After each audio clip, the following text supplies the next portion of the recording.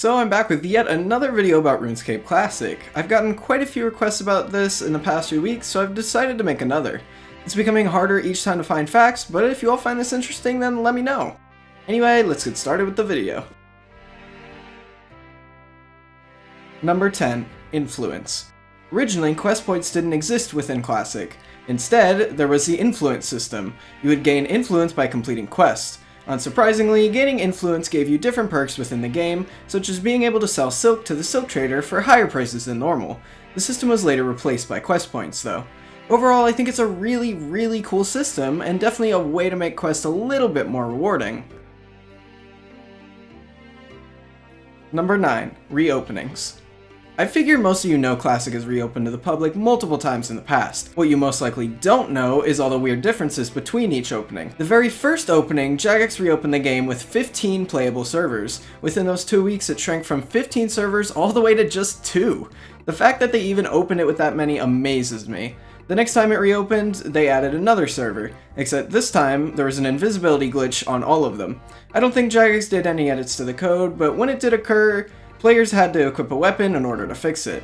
The next time, Jagex said it would be the very last time they would open Classic, which didn't end up being true, as 5 years later, in 2016, it would open once again, also this time with 5 servers. Number 8. Inactive account wipes. When RS2 was fully released, Jagex made a statement concerning old accounts. If players didn't log into Classic about every 6 months or so, their account would be completely wiped. I can't find any evidence if they ever did end up doing any wipes, but as far as I can tell, I don't believe they did. I'm assuming they originally just wanted to save space, but they must have upgraded their storage and changed their minds. Overall, wiping accounts is a very bad idea for most games, regardless of how long it's been around. Number 7. Hiding. Back when Classic first opened, there was an equipment stat called Hiding. Basically, what Hiding would do is make aggressive monsters not notice or attack you. I'm not sure exactly how this would have worked, but perhaps some monsters would be smarter than others, and only those ones would be able to detect you.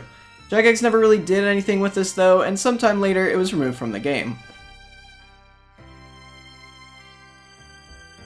Number 6. Female armor. Female armor is a pretty interesting part of Classic's history. Basically, back then, male and female armor were two separate items, rather than like today, where a female plate body and male plate body are the same thing. The funny thing about this is female players could wear male and female armor, while males could only wear male armor. Female armor was also used to make quite a bit of money.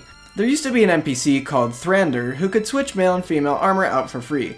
Basically, players would create or buy the female armor, swap it out with its male counterpart, and then sell it for more. Thrander would eventually be removed in the transition to RS2 as he was no longer needed.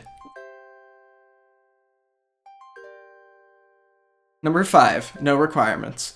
Another fact about early Classic is that there were no requirements for armor or weapons. This means even if you had level 1 attack or defense, you would still be able to wear and use the best items in the game. This often gave pure PKers quite a big advantage. This is a fairly small fact, but I figured I should include it anyway.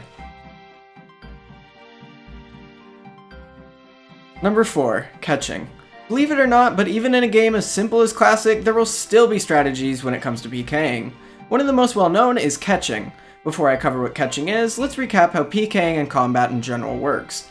Basically, when entering combat, you have to fight 3 rounds before you can attempt to run away. You're also unable to eat while fighting. This is what made catching a very effective method of PKing. So let's say you were attempting to catch. What you would have to do is time your attacks perfectly so that when the 3rd round ends and your opponent attempts to escape, they would once again be stuck for another 3 rounds. If you were able to catch successfully, it was almost a guaranteed win, as your opponent would not have time to heal up. Number 3. Cabbage. This is definitely one of the funnier facts I've seen about Classic. Back in early Classic, Jagex wanted to get a little creative with their swear filter. They decided to filter out any possible offensive words with the word cabbage. Whoever developed this feature had good intentions, but there was a bug in the code. For an entire day, no matter what you typed, it would always print out as cabbage. This made it literally impossible to talk with anyone in-game. I can imagine this must have been pretty frustrating for everyone, and confusing to new players. Number 2. Player-owned servers. A few years ago, Jagex was considering allowing players to host their own custom Classic servers.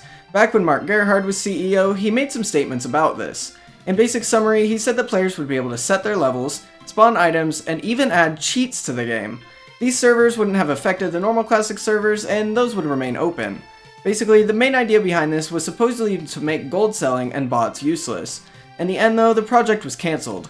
It would have been quite a lot of work for Jagex, and they felt the game worked fine in its current state. They also said it would be worth it, as Classic doesn't really have a very large player base in the first place.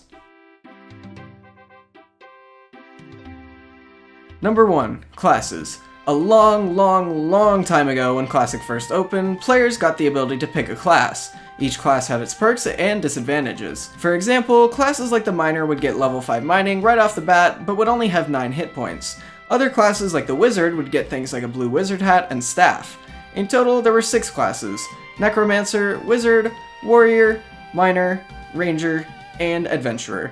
As you're seeing on screen right now, someone even saved a picture of the interface used to pick your class. This system lasted all the way until July of 2002. Then, 2 months after its removal, Tutorial Island was released. In the period before Tutorial Island was created, all players started with a bronze axe, cooked meat, and lastly, a tinderbox.